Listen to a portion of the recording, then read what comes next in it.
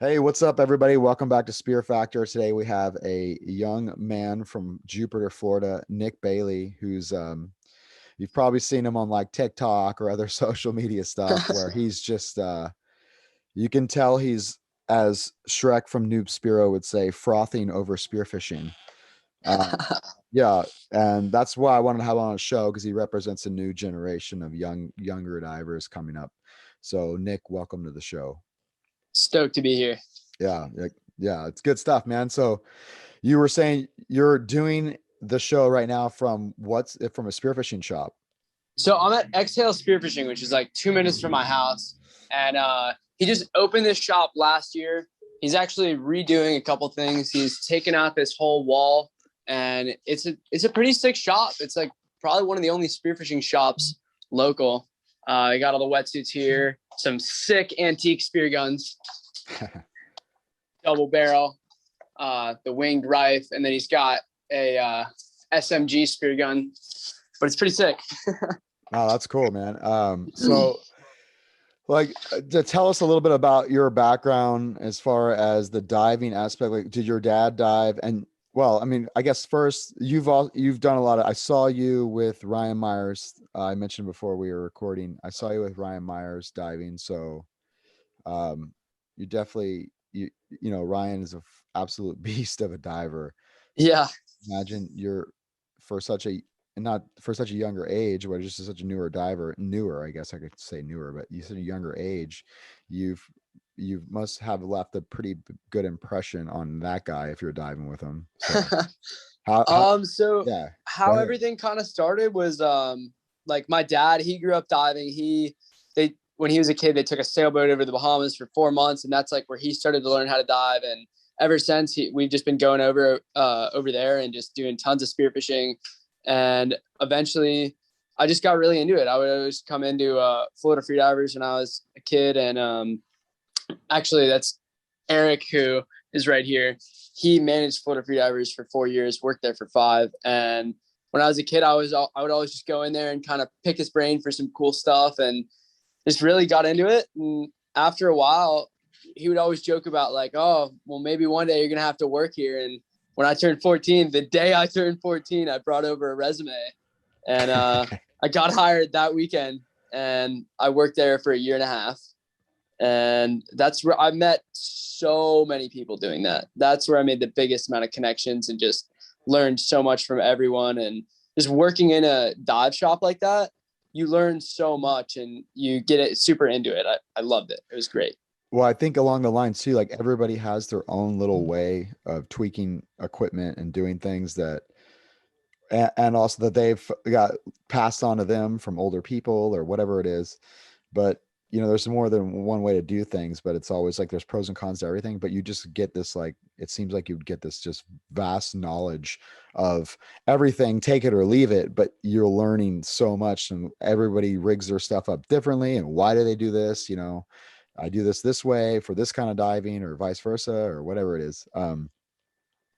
Yeah, and then again, diving's still such a small community. I mean, maybe I don't know how it is in Florida, but if you're the focal point, like at a spearfishing shop, you're Oh, totally. yeah, you're meeting everybody, especially in Florida.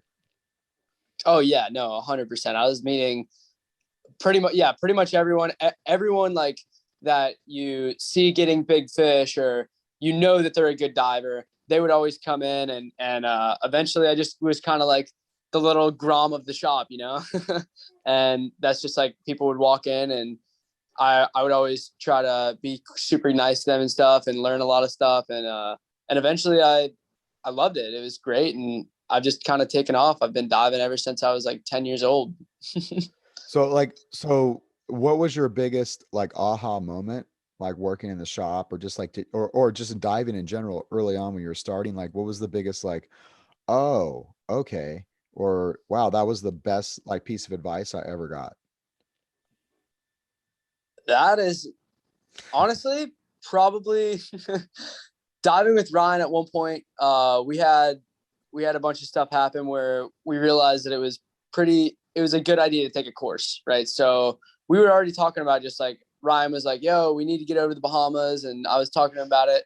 And we ended up trading, like we would just take him on a dive trip, like we were all just going diving, and he would just do a course for us for free while we were over there if we took him over and didn't charge him gas. So that's what we ended up doing. And we took Ryan over.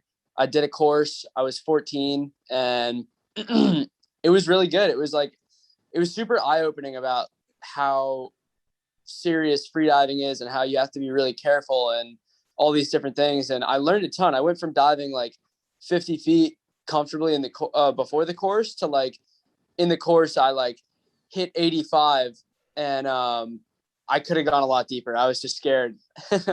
And I thought that was big eye opener. I thought it was really cool. Yeah, so because I hear this sometimes, the argument for guys taking freediving courses, especially in the beginning of their of like learning how to spearfish, is that I'm about to say, like, where they're like, oh, you're giving guys basically a loaded gun when now they know to go to 100 feet or whatever it is, and they don't have a lot of the other skill sets or even like maturity in diving, not necessarily age wise, but maturity in diving to be able to do that safely. Like, what do you think about that? Like, what's your thoughts on that?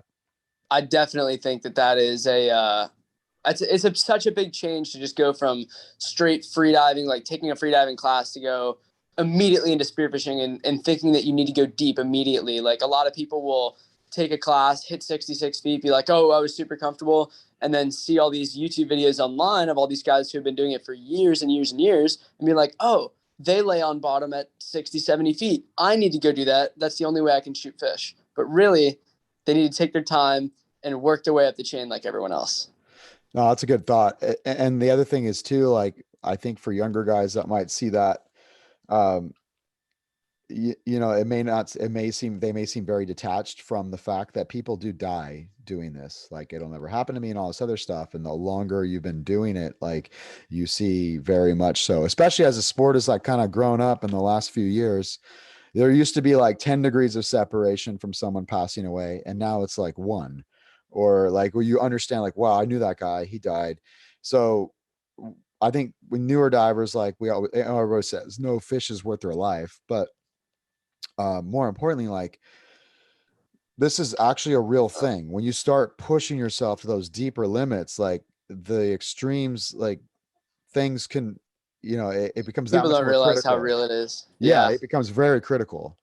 Law of partial pressure and all that other stuff. But so for you, what is your like goal in diving right now as a young, because you're hungry, I could tell. Like, I watched your show. It's like, that's why the reason why I was like, man, this kid's like, he's trying to, if I was his age growing up now, I'd be doing the exact same shit. Like, I know I saw you on TikTok and you're just like, you're going, you're firing. What is your goal like in spearfishing? Goal in spearfishing right now. It's there's a lot that goes into it, but I don't know. It's hard to just set one goal like that. But one of my major goals, I would say, is just getting more comfortable at depth and realizing like how to.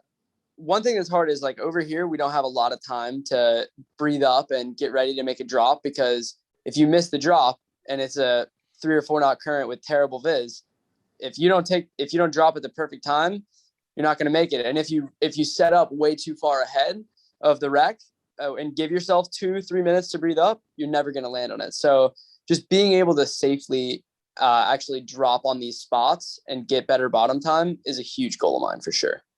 So that's because you guys are diving on wrecks mainly. Is that like I like smaller diving reefs? wrecks a lot just because like they're just big focal points for fish. Like especially here in Jupiter, we only have like honestly, like 3 or 4 different sets of wrecks. Uh-huh. And then we have all this reef that goes down for miles and miles and miles. So the reef is going to be like, if you really put your time in, you're going to be able to breathe up more, and everything like that. But it's so spread out, it does end up being a little bit harder to find fish there. But then again, the wrecks have so many more challenges, like the sharks and the Goliath groupers and the current and everything. So that's what you're talking about as far as missing the wreck when you drop down in the Oh, for current. sure. It's Yeah. hard. Have you guys thought about like dropping a anchor line, like, or having a boat, like, So yeah, go ahead. yeah, definitely. The problem that we find with that mostly is that the current is so hard that the buoy just goes straight under. Yeah. So like if it's like a 4 knot current or so, and we put down a big lead to the bottom and it's got a buoy, the buoy would just end up going like 3 feet under the surface every time. Maybe, have you tried using a bigger buoy or giving more line, letting more line out? I mean, my dad had these actually. What's that? Can't stay on it. It's just hard. It's Yeah. I've even done if you do have a perfect mark on the wreck like that, like uh-huh. there's no way. Yeah, Eric makes a good point. There is no way to like keep on it either way. Yeah, it's just you're not going to be able to breathe up because you're sitting there trying to like stay on the damn thing the whole time. It's Okay. hard. Yeah, no, I'm just curious about that. I've done a little bit of the current diving too. The problem that with the is the current the same on the bottom as it is on the top?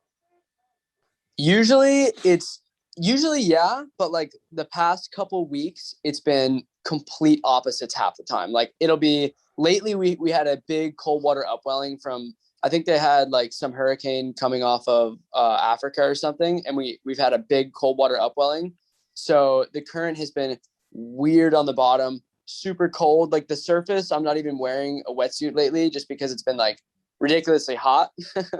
And then you get down to 30 feet and it's like, whoa, it just went from 85 degrees to like 72. And you're like, oh man. Yeah, that's a big difference. I mean, I know Oh out here in yeah. California we hear that we're like, oh, okay, right. But that's a big difference when you're used to when you get acclimated to that. Oh, for sure.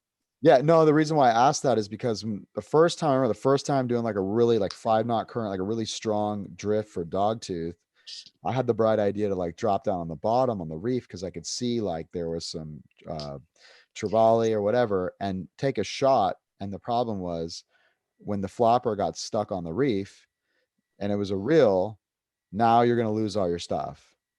That is a tough problem too. So do you guys have how do you guys usually rig your stuff, your gear for that? You use float lines or floats? So there was a while where I was using primarily float lines, but mainly these days I just use reel guns. That's probably the most common thing right up front for everyone to be using is just like a Rife like 110, 120, Rob Allen, whatever, same thing. And just with a reel, it's honestly fairly uncommon to go out on a boat with guys over here and see float lines on the boat. Okay. Yeah, I imagine so. It's probably easier to manage it's easier to Just in dive general with deep that with that stuff. stuff. Yeah, it's just easier to have less crap on. But I mean, I was just thinking like with the wrecks and the current being which if you hit something and it went into that wreck, you just let all your reel line out. Is that what you're doing? And just going to the It's surface? really hard. That's the thing is that like people end up it's hard to take these deep shots like on wrecks. Like I had a few opportunities when I didn't get to breathe up for a crazy amount of time and I was down at like 75 feet and the bottom's 90. And there was a big grouper that came like fairly close to me where if I had gone to the bottom and grunted once, I definitely could have pulled off a shot. But the thing was there was so many sharks and everything, it would have gone straight into the wreck and we had a 4 knot current. So I would have lost everything. So it's like half the time we end up finding the fish and you can't even shoot. It's some tough conditions out here sometimes. No, that's a super good point. Because out here in California, it's like we see the fish. There's not too much of a problem. They run into kelp that's manageable, but we don't have the shark problem like you guys have. Like, we don't have the shark problem, and also like we don't have grouper out here. What we do, but we don't shoot it if we do see one. And they don't run into caves. Like, uh, so it's just interesting hearing that. Like, it's true, man. It's like, but then when I've traveled, it's like you learn everything the hard way. You're like, oh, okay. Oh yeah. Yeah, it takes a little bit of maturity, like you're talking about, like as a spear fisherman to know when to pull the trigger and when not. Like nobody wants to lose all their stuff. So, but I tell Yeah. you what, it's hard when you got a big grouper staring you in the face, you know? Oh yeah. It's hard when you've only shot 2 groupers out front in the past like 5 years, whatever, and you're like, dang, this one is double the size of either of them, and you're just like, well, what can you do? It's hard. I mean, especially one fish out here that we end up passing a lot is permit. And I love shooting permit, and some people think that they're not great to eat. They taste great. A lot of people agree that they taste great, but they're so firm. It's crazy. And they go insane when you spear them. Like no other fish I've ever shot is like a permit. There's a lot of fish that you can get up in one dive. Groupers are one fish that I find a lot easier than a lot of other fish to get up in one dive, just because I feel like they fight really hard for a second. And if you can power through that, then you're going to be able to get them up. Permit, oh my God. People know them as like the gear trashers out here. It's ridiculous. It's kind of like a trevally almost, huh? I have never shot a trevally, but just based on videos, I would say probably exactly. Yeah, they look similar. I mean, they look similar too, but yeah, do they do the spiral of death, or what, do they just run immediately for the wreck, or what do they do? So the worst thing that happens is we'll pass like 100 of them, and then you'll be like, okay, this one, I'm going to stone it. And then the second that you pull the trigger, they'll turn, and that'll be hard in its own. And what happens then is like you shoot, and if you don't get a perfect shot on these things, they go straight down, and you can stop them from going straight down.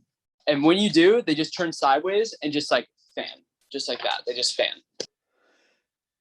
Yeah, I have seen that on tropical fish that hole up and they just swell up in there and they stay in there. It's actually pretty incredible that they know to do that. And we've literally cleated it off with a boat and dragged the thing out. We've always talked about that. That's crazy. We've always talked about that. My friend did it because they had to meet a deadline on a contest or something. And they were like, well, I'm either going to lose a shaft or get the fish. So they just cleated it off, gunned it, and the thing popped out. Yeah. So it's interesting, man. It's like, it's so funny to talk to. I mean, Florida, we're all in the United States, but it's like, it's such a vast, different way, things to think about, like spearfishing. Really? But the theme, I think more importantly is like, if you guys want to land more fish out there that are listening, you know, for all of us, if we want to land more fish, it's weird. You're gonna have to take a good shot. Yeah. You got to make it count. Now, what happens is that means not shooting often because you don't have. Yeah. So there's the whole woulda, shoulda, coulda thing goes through your mind. But I've done it where I've pulled the trigger and then realized that was a bad idea. You know. But yeah, so it's very interesting to me. Florida being in the United States and just such a different animal altogether. Oh, totally. And then the sharks are just so different than anywhere else. Like where in the world, I don't know. It's an interesting thing. It's such a controversy, but a lot of people would just go out and, I mean, I have plenty of friends that do it. So it's hard because they just go out and they're legally allowed once you're 3 miles out to just go hand feed sharks all day. And for us, 3 miles out is like 70 feet off of Jupiter. Stewart, it would be like 3 miles out would be like, it varies, but maybe like 50 feet, whatever. But, and then Palm Beach, 3 miles out is like 300 feet. It's interesting. Why is that? When you said it's 3 miles out? So 3 miles out is not state waters anymore. And so, yeah, so it's just kind of like this, it's almost like a loophole for a lot of different things. Like if you look on, I see what you're saying. I was confused. I got it now. Okay. Cause you were saying 70 feet. I was like 70 feet off the beach. That's not 3 Oh, no. I was saying deep. like, it changes like on the coast. So in Palm Beach is only 30 minutes away from my house. Right. But, if I go to Palm Beach and I go 3 miles off of the shore, we'll be in like, I believe like 300 feet of water. Okay. Wow. Yeah. So that's like, we're very, our continental shelf out here is right at the coast. So it's different. Sure. So the shark thing is kind of a topic that like in California, we're like, oh, we don't shoot sharks, or, some people are, conservation and all of that stuff. But from everything that I've read and heard, with Florida, it's like their sharks are a big issue and they've almost been mismanaged. It's a super interesting topic because there's so many things that go into it. And it's like, most people are so far like one side or the other on this topic, right, that it's so hard to like talk to people about it. But someone like you is from California. Yeah. Um, it's not something that's going to be like out here. It's hard to talk to people about it. It's almost like a touchy subject. But someone like Hilarious. you, you're just like, oh yeah, let's hear about it. So my personal opinion is like, I don't think that we have too many sharks. I think that we have too little fish for the amount of sharks, and I think that they have been totally keened in on people who feed them and intentionally or unintentionally just as a whole, including spear fishermen, like especially like beginners, like who will go out and they'll like, oh man, I see all these guys shooting cobias off of bull sharks. They go out and they don't understand that like that isn't. It's a crazy thing. Like it's not something for someone who's brand new at spearfishing to be going to do. And they'll shoot a cobia and immediately gets eaten. And they'll be like, oh dang, that sucks, and have it happen 4 more times in a day, and then those sharks are like understand exactly what's happening and they get tamed to it. So it's the shark divers, it's the beginner divers, it's experienced divers who do everything they can and still lose fish. It's fishermen. It's just a huge thing. And then I think that it's bad that people say that we shouldn't kill them and eat them, because it's an ecosystem imbalance, really. Right. You can't just have so many of one or whatever. But I love eating sharks. I really love eating sharks. And I'm not just saying that. Like some people will kill them just for fun, and I don't think that that's right. But really, bull shark is delicious. Have you had mako shark before? I never have. My buddy's It's dad just caught one yesterday. I might have to ask them for some meat. it's delicious.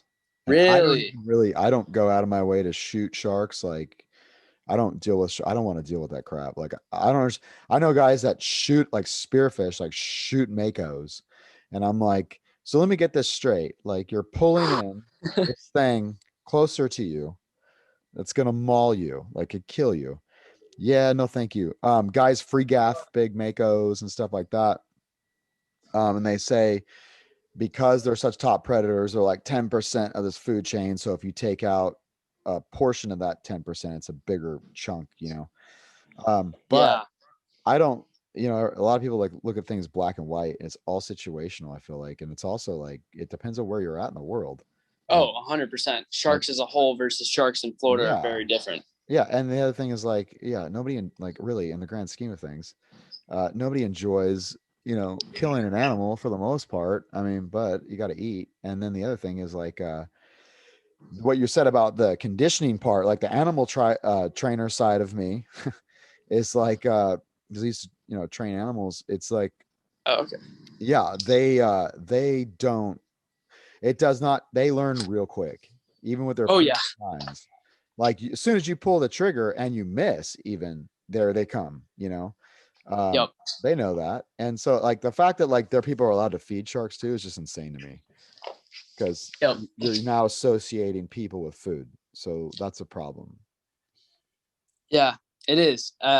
You don't see people going out. Actually, a couple of those guys do this, which I think it's also crazy. But like they have signs everywhere in Yellowstone saying like don't feed the gators or the bears or all that kind of stuff. There's a reason for it. The gators in Yellowstone. Oh, maybe I'm thinking of somewhere else. No, Yeah. I'm messing with you. Yeah, no, don't feed the bears in Yellowstone. The Yeah, that's gators what I'm though, thinking. yeah. The Same gators stuff. are You don't I'm feed thinking of wild these guys. animals. Gators. Yeah, no, you're good. I'm just giving you shit. Yeah, Don't yeah, don't feed wild animals for a reason. for sure. Yeah. No, there's a buddy of mine that was working on the water in the bay, and he was like randomly feeding a sea lion, you know, because like I guess your sharks would be like our sea lions here, Gotcha. and you know, lo and behold, and I used to train sea lions, and like lo and behold, the sea lion jumps up on the dock there and starts chasing customers off, essentially. Yeah. You know, and my buddy's like, dude, I think I figured out what I had to like scare the shit out of him away because he kept chasing off customers. I was like, yeah, but there's a reason why. Like, it doesn't take long, especially with mammals. Like, they learn so quick. But even sharks, you know, like I know guys that'll actually say, I'm not gonna mention any name or anything, but in the tropics where there's just Sure. like loads and loads of sharks, they'll like, yeah, if I shoot one shark, it will give me about an hour to be able to get fish and then get the hell out of there. Um, I don't know how it is in Florida, but I know the guys are doing that in a certain other places. And I can't necessarily say that I agree or disagree with it. Um, you know, everywhere is different, but like it's gotten so bad in some places, the only way to land a fish is to, you know, snuff out a Yeah, shark. Um, yeah, that's that is a whole interesting subject that a lot of people talk about. I've heard a million different things about that. I've heard just leaving the shark on the bottom that people will do that, or like some people say when you kill a shark, anytime you kill a shark, uh, in my opinion, if you're gonna eat it, you need to gut it like right then and there immediately because they have all these like all their toxins come out of their skin and whatnot. So we immediately like gut them. But some people were saying like, yo, if you're gonna kill a shark and eat it, when you drop those guts in, they say someone has told me that the liver will scare away the other sharks. And I thought that that was kind of interesting. So might have to test that out next yeah, time I eat a shark. that's a good point. That's actually true for, but it's different from species to species. Um, Sure. but like, just like, I guess they did studies with great whites and killer whales too, and they like whatever the scent is, whatever, not the scent, but whatever the smell is from the liver that comes off the rotting, they just stay away. And I know whether that's been proven or not, I don't know, but I know that's definitely a thought. I also know with sharks, like where there was a shark that ate a small dog tooth that we shot, and then there was a different species of shark, a bigger shark, showed up and ate the small shark that was eating the dog tooth. No kidding. Yeah, that was Jeez. pretty incredible. So I don't think that species gave two shits about that particular type of shark if it was dead or not. Yeah. But like, yeah, they're so funny too because I feel like, with any animal, and I've never had any shark issues like in Florida or anything, but number one, you can't have animals associate spearfishing when they hear that mechanism go with food. Yeah. And so that's why it's so important to like try to maintain your fish immediately. And a lot of times, depending on the shark, bull sharks are a little different. But I know with the smaller grays and things like that, if you go down and state your claim on your fish, they kind of back away. Yeah. They, There are a few species like that. yeah, I wouldn't do that with a bull shark, just from everything I know. They'll call your bluff. But I know, like, so there is some sort of intelligence going on there with the animals. Like, are you dominant? Okay, cool. But yeah, it's really kind of crazy because that's a topic that I've seen come up multiple times from like even Charles Slattery. I don't know if you know Good Time Charlie on Instagram. Oh, I know. Good time. Yeah. Yeah. Yeah. Yeah. Yeah. Yeah, I know he's been very boisterous about many things, and that's one of them, about Oh, snuffing yeah. out like sharks because there's just so many of them. Yeah. And then, but have you traveled much outside of Florida? For spearfishing, I have honestly floated in the Bahamas. I think that's it. Yeah, I think that it's just been floating in the Bahamas. I definitely want to travel other places in the world. Um, but yeah, so far it's only been floating in the Bahamas. I believe. I think so. Yeah, that's got to be it. Yeah, and so the Bahamas, right? It's all pole spear, is that correct? All pole spear and Hawaiian sling. So Okay. there's a million disadvantages and advantages in that kind of scenario. But lately, I've just been using a pole spear. I use a Black Reef pole spear. It's a roller, and it's been pretty sick. Yeah, so the roller pole spear is kind of wild to me. Like that's a new thing. I mean, I guess the concept makes sense. How do Yeah, you like the roller pole spear? for a while I wasn't really crazy sure on rollers. I didn't know like right before I used one, I understood how they worked and the pretension and everything, and the idea is great, and I was super excited to try one out.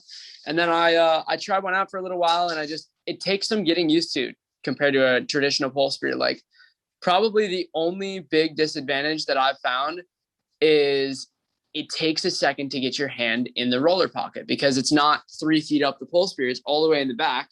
So sometimes if you see a big fish, you got to be like, oh my God, and get ready.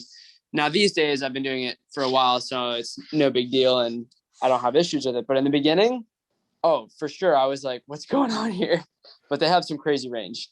Well, I was gonna say, what size pole spear do you use? I think Eric, it's a 10-foot, the Black Reef, or is it a 9? It's a 9-foot pole with a Like 2-foot injector, give or take.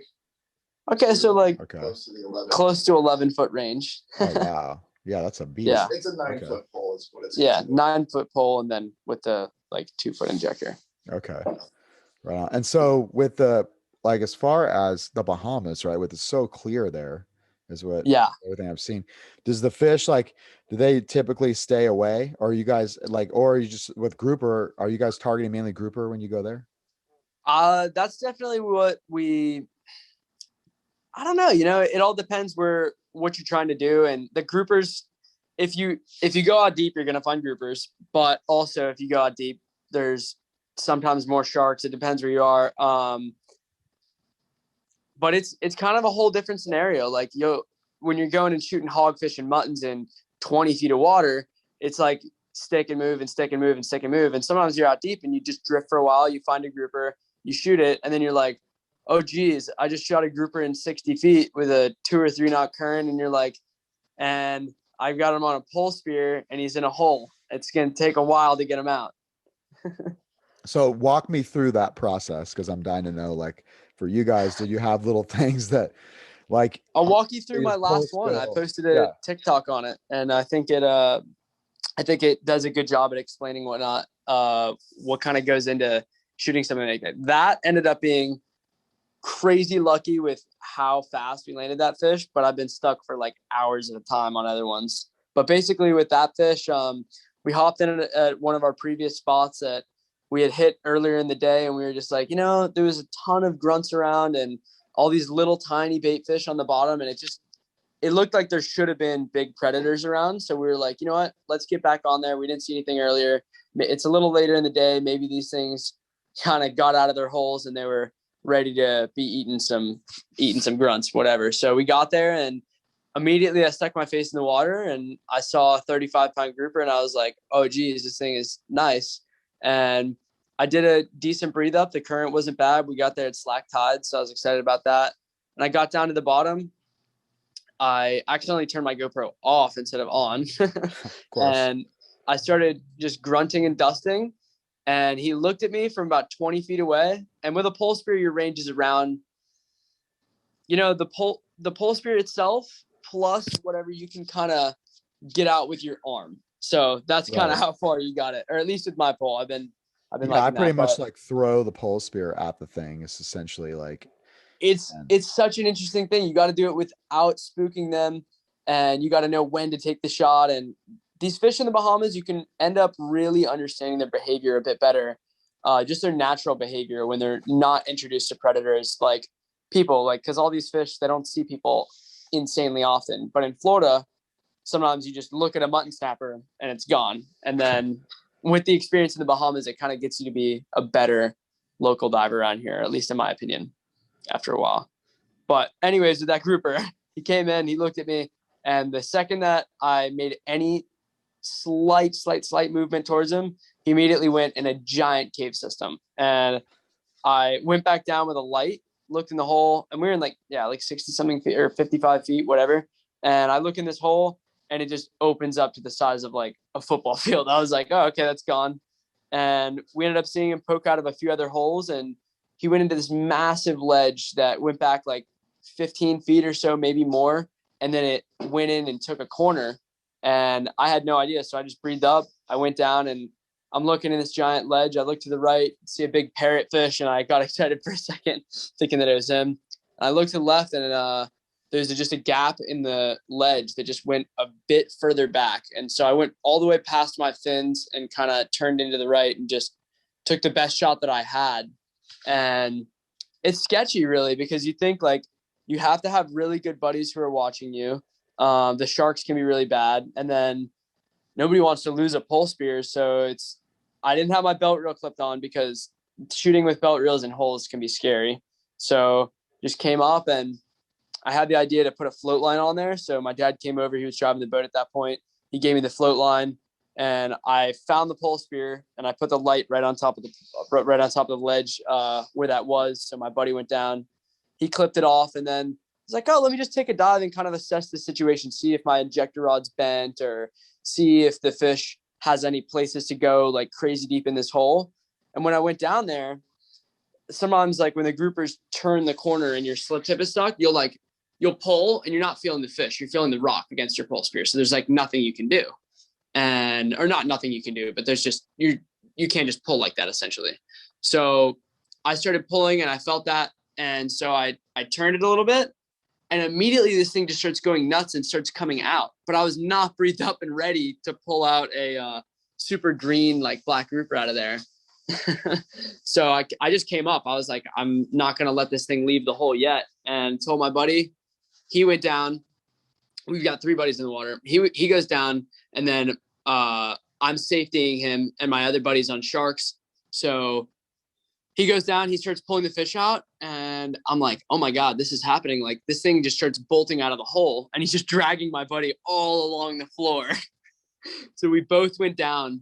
We're looking around for sharks. You can kind of see in the video, like the GoPro's on my head and you're like seeing me look around and I've got no tip on my pole spear, but I'm like, should I try to second shot it? And I took a total kook second shot and I missed, he turned, whatever. And my buddy was able to stick another shot in there. We both grabbed our spears and just got him up. And like, for that to happen so quickly with a grouper like that, especially like, I mean, he was 35 pounds, so nothing like crazy for the Bahamas, but that's a big, powerful fish, you know? Absolutely. Yeah. So that was awesome. Great teamwork in that scenario. So I can just imagine your buddy getting dragged around, holding onto a pole spear, just going for a ride at like 60 feet.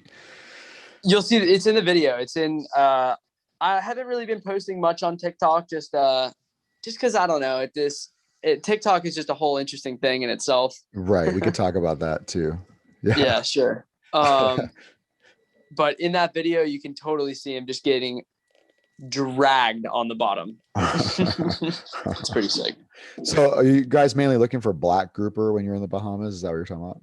That's probably like the biggest grouper target. I mean, you'll see plenty of Nassau grouper, tiger grouper, yellowfin grouper. Those are, I love Ryan and I and Sam, we have something in common. We love shooting the yellowfin groupers. There's just something about them. They're just so specific and they've got a different kind of smartness. Like they won't always just hole up immediately. Like sometimes the black groupers, you go out there and they just go into one hole and just kind of chill there and you take an easy shot and it's done. But with these yellowfin groupers, sometimes they're just like ridiculously smart just right off the bat. And it's a really, really fun challenge to shoot those things. No, that's cool. Cause I think like I was saying before to a couple other guests, you can only shoot like so many of one species before it's just like, yeah, I think that's like the whole spearfisher maturity thing where I was saying that I enjoy taking out younger guys because shooting yellowtail isn't exactly, tough, but sure, it's something like it's cool to put new guys in the water when they shoot that fish. It means so much to them. And so that's kind of a cool position to be in, to be able to share that with people. But like, yeah, I enjoy like some people don't like hunting on deep reefs. Like to me, growing up hunting a kelp forest, it's usually fairly shallow, 60 feet-ish. But most of the fish are usually above the thermocline, like white sea bass or yellowtail or whatever, especially out here. You don't really have to be a good diver out here. And I don't mean good, I mean, no disrespect, but like, you don't have to be like a phenomenal deep diver out here. Sure. To land fish, like sizable fish. But then you go like to somewhere else where like Florida, for example, and you got to be comfortable pushing some depth. And that's like a new challenge. That's like a super cool thing to do. It's like so that's why I think like traveling is so important, but also, Totally. as you progress in your like life spearfishing, it's really cool to be able to change things up because it does get mundane, like shooting. Yeah. You can only shoot so many one species for, it's like, unless it's some monster, some unique situation. Like I'd rather just, obviously I like to eat everything, but I mean, you're not quite as trigger happy, I guess, as you would be when you were younger, For sure. Yeah. Did you have any plans on like any places that you want to go, like dream trips or goals or? There are definitely a few of those. I would actually, so I have a buddy who I took diving over the weekend. It was kind of funny. Like he's from Venezuela and his brother is is a post office guy over here, and he's always going to my dad's office and like dropping off his packages and whatnot. And I guess one time my dad was getting a package and he was like, "Oh, sweet, this is a cool picture of my son and I from our spearfishing stuff." And he's like, "Oh, you spearfish? My brother lives in Venezuela and he's like a great diver and stuff, and he's super into it." So he's like, "Oh," my dad's like, "Oh, I'll show you the picture." So he opens it, and the guy's like, "Wait, is that kid's name Nick?" I guess his brother like knew me from just like whatever social media or something, and he had showed him.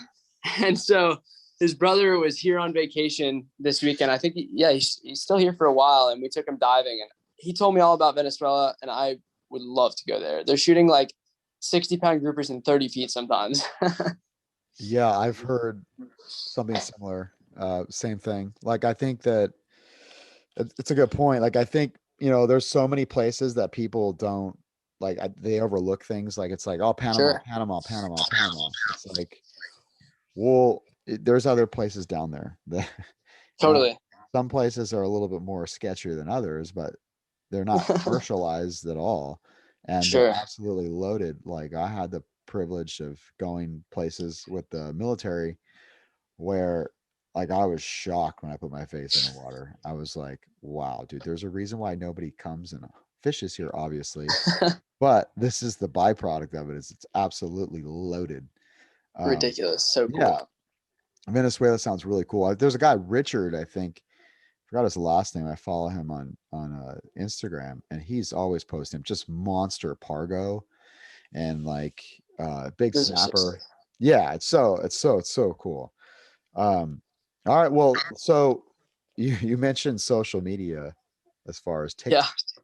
which is comical for me too, because it's like the whole TikTok thing, it's a young man's game, I guess. But when you have a lot of kids that I coach in football and stuff, they all tease me because I'm on TikTok.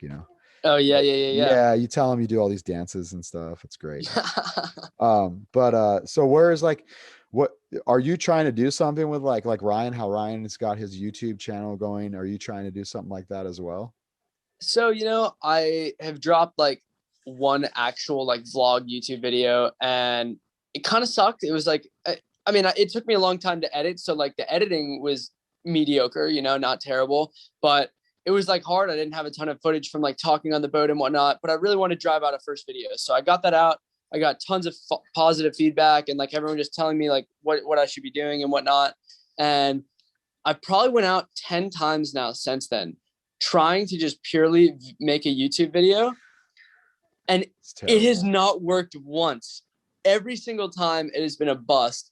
And then when I'm just like, what, screw this, I'm just going to go shoot fish, we crush it. And then I'm like, man, this would have been such a cool video. But honestly, yeah, I would like to start posting some YouTube videos. I kind of made that recent TikTok with the grouper, like I was talking about, kind of like a YouTube short or something like that. And I'm thinking about trying to post a bunch of those just to kind of get some people seeing me on YouTube and get used to that and being like, oh, this kid, oh, he shoots fish, oh, I'll subscribe, whatever. And then coming out with these bigger videos and hopefully getting a little bit more audience retention and get more views and whatnot, and have people actually sit there and watch the video instead of just being like, who is this kid, whatever. Yeah, it takes time. It's like, is Yeah. the juice worth the squeeze? But I guess if you're persistent at it and you stay at it, like I know Ryan kind of blew up his YouTube thing during COVID, where he just was like crazy fast. Yeah, I was like, damn. But I know exactly what you're talking about. It's like I this weekend we went out and it was like, oh, I gotta get some footage of something, and we didn't see a damn fish. And it is hard. I saw a mola, and I was like, well, one of the guys that's with me, he's like, let me jump in and film it. I'm like, no problem. That's sick. Yeah, but it's difficult because it kind of like, you're not spearfishing, you're creating content. Yeah, it's different. It is different. It's interesting, especially like being with people when they do it. I dive with Jack Mitchell a lot. I'm not sure if you're familiar with him, Captain Jack Spiro. Oh, he's a beast. Yeah, he is a total beast. Yeah, I've dove with him a lot too. I mean, I was diving with him yesterday actually, and it's interesting to see, like, he can create these like really really kind of real spearfishing videos, and it's interesting. It's like he'll post the days where it's like, yeah, we dove for 6 hours and we shot one fish, and he's like, he makes the best out of it, you know. Like he'll still create a video, and it'll come out, and he'll end up doing like a sick catch and cook or something, and I have a lot of respect for that. I think that that's pretty cool that he's able to create the content out of maybe not a ton of fish or whatever, some epic day. He can still turn it into something cool. Yeah, it takes time too to do that stuff. Like you need a ton of B-roll, basically, is what I've. Oh yeah. I was like, For oh, sure. okay. And it's like, oh yeah, you got to talk. I'm like, oh dude, as soon as you turn a camera on me, I like, you know. Totally. Yeah. So, and then again, you have to ask yourself, what am I doing this for? Was doing this for fun, or you know? That's such a Because I thing. just want It's to like, spearfish. You know. it's what it really comes down to is, what is this doing for me? What am I doing this for? And what could happen with it? It's a total interesting thing. So you work at a surf shop. You work at a spearfishing shop now, right? I did before. Okay. Right now, I occasionally, like, if Eric needs me to cover the shop, sometimes I'll cover the shop for him. And just because, like, I mean, he hired me before at Florida Freedivers. He knows that I know what I'm doing these days enough. No, I know what I'm doing enough these days. And Yeah. so that works out. And yeah, I mean, I live like 2 minutes away from Eric's shop, so I think it's pretty cool. No, that's cool. What's your favorite piece of equipment that you have right now? Ooh, favorite Or piece the of one I equipment. guess you rely on the most, or you're just most Mm, you're satisfied, I guess you could say, with it. that's hard. I don't know what I'm crazy sad. I mean, like, there's like, everything is good that I own, but I don't know what I need to change up. I'm stoked on my pole spear. The pole spear was great in the Bahamas this summer. That I honestly didn't know how good the pole spear is going to be, because I mean, I've shot a lot of different pole spears, like going from I mean, I've shot like everything, like different carbon pole spears, fiberglass pole spears, the big Neritic pole spears. You know, those are super heavy, and then you go to a black reef from a Neritic is like a crazy difference, and they both have like total different advantages, and it's just, it kind of comes down to like what's going to be more what's going to be better in the end all be all of your entire diving experience. So Well, let's talk about that. What do you look for, like when you talk about pole spear? Like, I'm assuming you're going for grouper. What are things to consider in a pole spear when you're going for grouper? so that's the thing, is that it's like, are you primarily going for grouper? Do you want a little bit of everything? And it's hard. People come to such a different balance.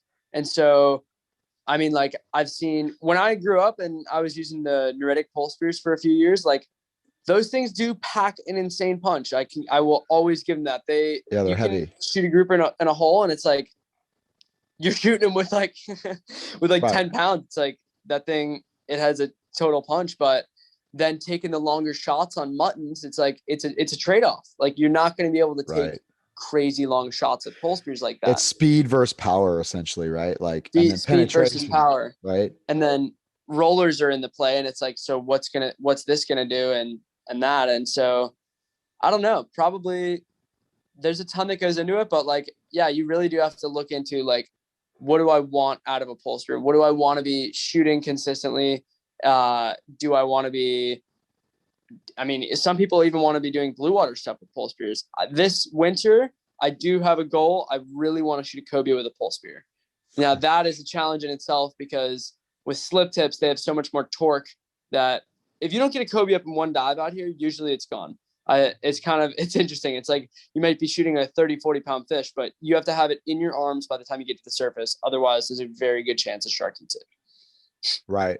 No, that makes sense. Yeah. I mean, it's almost like shaft. People talk about different shafts they're using, like Yeah, 3/8, totally. because in California, we're all have our gigantic timber guns and huge friggin' shafts and all of that. And then it's like, or are you gonna go for like a needle going through the thing, or do you want to just Yeah. punch through it? So there's like that whole debate, shaft speed and all of that. I What do you imagine shoot for those like bluefin tunas and stuff? just big like honestly, for those things, the reason why with tuna, And I talked about that with a pole spear. I was like, dude, I want to go shoot one with a pole spear. Like they stay so far away. So Yeah. when you're talking about shooting potentially a 300-pound fish or a 200-pound fish, and he's 25 feet away or she's 25 feet away, you got to know when that thing gets there that it's pushing through. Um, Yeah. so there's that kind of thing, but that's like you were saying, that's like 1% of hunting for me. Because going for tuna kind of sucks. Like it's expensive. It's low return on your investment for the most part until you get something. And then it's like, it's awesome. But, um, yeah, those things, they either cooperate, they'll be jumping around you everywhere and you can't get close to them in the water, or some days they're just logging around, you jump in, they vortex you and you could shoot them. But I, Yeah. I know, Cam Kirkconnell's always like shooting stuff with pole spears, the black tuna and all that stuff, or blackfin tuna. And Sure. I was like, dude, we should just hit up a bluefin with a gigantic pole spear. I was like, well, those things don't even come. Like every shot I've taken on a bluefin has been like at least like 20 feet. Jeez, that's crazy to think Maybe about. not 20 feet. I shot some smaller ones, probably 15, I guess. I mean, still, it's just like it's so hard, especially because those fish are so fast to like land a crazy, just to land a shot on one of those things is such a challenge in itself. Like I've seen blackfin tuna right up front, which is it's pretty rare. Like for here, especially, like I know a couple, sometimes people get them in the Keys or like further north, but like Jupiter, Palm Beach area, and including Stewart, but like Stewart is easier to get them there. Not saying it's easy by any means, but getting them out here is so hard. Like I've seen him like twice, maybe three times. And usually you see him in a school, like all the bonitas come up and you're like, oh, cool, cool, cool. And then you're like, oh my God, you start to go down, you aim once and it's like, oh, okay, bye. That thing's down to 200 feet now. Goodbye. Yeah, that sounds about right. I mean with yellowfin, because we have yellowfin here too, those things like you're either going to I haven't shot one, because they're moving so fast. They're going like 10 knots. They're Yeah. so sporadic. If you can get them on a kelp patty, like just off of it, sometimes they'll stay a little give you a chance to shoot them. They'll stay a little more local. Hmm. Bluefin is a little different. Some days they're moving at 10 knots and some days they're just basically swimming, like cruising by slow as hell. It just depends. Like you just got to go a lot. There's always like a week out of the summer where it's like, if you want to shoot one, go now. And that's usually when I plan my vacation. So I'm not here to shoot it. So, you know, um, but yeah, no, it's just super, it's funny how everything, depending on where you're hunting, man, it's just, everybody has a different mindset too of gear. I mean, I know the rest of the world makes fun of us California guys for our gigantic timber guns I guess so do you guys do too. You guys buy into that a little bit, but it just depends on what you're hunting. Totally. Yeah. Preferably, like I love when you hunt deep reef, like this streamline the better, like pipe guns. I kind of fell in love with the simplicity of a pipe gun. Yeah, for Yeah. sure. Yeah. That we end up using mostly long skinny guns out here like that. But I don't know. I'm kind of, I really want to play around with like on these deep wrecks, taking just a float line, having your buddies on the surface. And there has to be a day to do it. Like you're not just going to do this anytime when you go out, but just taking like a gun with 4 bands out there, like a 130 with 4 bands, whatever, and just going down, getting to 80, 90 feet, taking a 20-foot shot on one of these things with a float line, and just having 2 of your buddies just horse it from the surface. That is something I really want to try out here. So when you say that to me, that's like normal. Like I was thinking, like I was like, that's what I would think of. Like I'm gonna go down there. Yeah. I'm gonna have that thing come up and meet me at like 20 feet off the bottom. I'm gonna unicorn it. If I don't, we're gonna just grab this thing and yank it to the surface. Yeah. Um, It's so hard. Like we've tried this quite a few times. I mean, with like the yellow jacks and the permit, sometimes it's like successful, but I think the hardest part is with the viz and the current, your buddy's just trying to keep up with you and watch you, and then getting a deep enough dive to be down on the bottom and wait for a second or two until these fish come to you, and then just taking a long shot. Like the groupers on a couple of the wrecks that I have been scoping out on, which I mean, dive a million wrecks, but a couple of spots that I've been scouting out on, like they're residential, and like I can always get within 30 feet of them, but am I going to be close enough to take a shot with some crazy big gun? And then from there, even if your buddies are right there and they start horsing them in, the 2 seconds where your bands free the shaft and it hits the fish and it has any bit of slack, it doesn't matter how fast your buddies can get to it. The thing is that if you shoot him next to the wreck and he has 1 or 2 seconds, it's gone. And then you're in 90 feet, 100 feet, 100, maybe like wherever you are. Right. And then it's in the wreck. And then you're like, now what? Like, we're not making extraction grouper dives in 100 feet or something like that, or at least not. I'm not. Brian, maybe. One thing you can do too is like, if you can, we call them, short lining them, where you just have a float line just long enough, actually shout like, to where it's not even the depth of the wreck, so that, and you have a big stopping float up top. So shoot it, your shooting line can reach the fish, but the float line's pretty much pinned out. So that we've done that with dogtooth because they like to go right off the shelf, so you want to make it short enough to where it doesn't reach the bottom, but long enough to where you can get down to a depth where you can shoot them at. I don't know what that perfect. And I'm sure there's someone interesting. listening. Yeah. And I'm sure there's someone listening going, yeah, we've done that like 20 years ago. I'm serious. Sure. Yeah, definitely. Things evolved for a reason. I was what I always find, like, maybe, but yeah, you never know. And then, so it's, does the grouper actually come out and face you at all, or they stay typically down the bottom? The groupers that I'm kind of specifically thinking of, like the gags, a lot of the time they'll come up and look at you from maybe sometimes off the bottom or in front of the wreck or whatever. But the black groupers are typically a bit more wary, and you'll see them and they may look at you, and then you get down and they'll broadside, but nowhere near close enough to where you can get them. And when you start going towards them, they kind of just tail wag you for a little bit. Right. Sometimes you can get them to look at you if you drop in the right spot at the right time when they're actually there too, and the viz is good enough. It's hard, but I do really want to get a grouper out here. Some of my buddies, like one of my buddies, he just went out and just scuba dove the wrecks, like just shooting lionfish and like getting a couple lobsters. And he had his spear gun on him, and he said that he saw like a couple 40-pound black groupers. And he was just telling me, he's like, dude, these are the wrecks that we free dive all the time. They're here, but you take 100 drops on them free diving versus taking one scuba drop and being able to see them. It's such an interesting thing, like how we're also diving spots that we're competing with people who are breathing down there, So Right. What's it like? Do people scuba dive spearfish in California much, or not really? No. Is it legal? To tell you the truth, I think it's legal. I don't even know. I think it's legal. Not a common thing. Yeah, it's just not a common. Okay. You would probably get like laughed at. I don't know. You'd get a lot of shit for it, probably. Okay. Yeah. So what's that? Eric was just telling me that he bought a spear gun from a guy who used to scuba spearfish Cali. Yeah. It's not like a well-respected thing, I guess you could say. Gotcha. Well, so the other thing in Florida I wanted to talk about is all the grouper, not Gulf grouper. I'm having a total brain fart, man. Goliath grouper. Yeah, the Goliath grouper. What is up with those guys? Because from a naive standpoint, being out here, you're like, yeah, groupers eat everything on the reef. At what point is it like, okay, we need to hunt these things? And because I've seen videos, I think you had a video, where it was just absolutely just like, just a crap ton of Goliath groupers all over the place.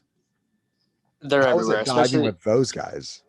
Oh, that's a whole other huge oh my god, it's so hard. Those things, like when the sharks aren't going nuts on you, and then you're like, oh yeah, we're good. It's like, it's kind of funny. It's the Goliaths are an interesting thing. Like if you go right out here in Jupiter and Palm Beach and you dive the wrecks, you'll make a dive and you may dive 20 wrecks in a day, and maybe you don't see any black groupers, any gag groupers, which happens just more often than not. But you'll see 50, 100, maybe more Goliath groupers. And it's kind of an interesting thing for everyone. What I really think would be the best thing is in Florida, we have like gator tag system where they'll tell you, like, let's say you apply for a gator tag and you can go out there and hunt one. They'll give you your tag. They'll tell you where you can go. Like they'll give you a little range, like an area, like usually it's like a pond or a lake or whatever, or like wherever. But out here, if they gave you like a 2-mile range or something, and they said that you can get, if you apply it, they say whatever, you can get 1-2 groupers, and they can specifically choose how many groupers in the area get harvested. Right. Then I think that would be insanely sustainable. Yeah. I think that lottery saying, system. Yeah. yeah, oh yeah, Yeah. for sure. And then they could totally study, like, okay, if we give out 750 tags, how many guys are going to be able to go out there and get one on given day? Where if they say, okay, you can go out September 30th. Let's say September 30th is 6 foot seas and only 2 guys go out and get them. That's another thing. So I just think that would be ridiculously sustainable. But some people have told me, I don't know a ton about this, like, but they say that there's some places in Florida where they dive and they don't see any Goliath groupers ever. And I've never experienced that diving Florida. I mean, I've dove a lot of different places in Florida, but I've never experienced that where I've just been like going out and spearing and not seeing any Goliath groupers. I think that that's kind of weird, but maybe it's like they have crazy populations in Jupiter and Palm Beach, but in St. Augustine or something, they have none. So I think that that's what I've heard from some people. And then they also talk about that they're good for our tourism. Like it brings a ton of people to come here and fish for them and look at them on scuba diving tours, which that's another thing. A lot of people go out, and I do know people who go out and feed the Goliath groupers and video it and stuff. And it's a whole nother thing where it's like, oh my God. It's interesting. And you can't hunt them either. So Yeah, you've got sharks, you've got gigantic grouper. Yeah, you got your work cut out for you. You got deep diving. That's why I think, honestly, a lot of times Florida guys, you guys, even though it's tougher and you got to deal with so much stuff, it really does help you in the long run to be more of a well-rounded diver. yeah, there's definitely a lot of stuff that goes into it like that. And you gotta respect the water as well. A lot of people, it gives you a respect when big things happen like that, and you really come close to getting bit by sharks, and you see what happens when you watch buddies black out and you save them and stuff like that. It's like, this is real. No, those are all super good points. And I guess I want to just kind of end it there. Sweet. Dude, Yeah, thanks sure. for coming on the show, Nick. Yeah, Anytime. it's a pleasure talking to the next generation, and I wish you nothing but the best of luck.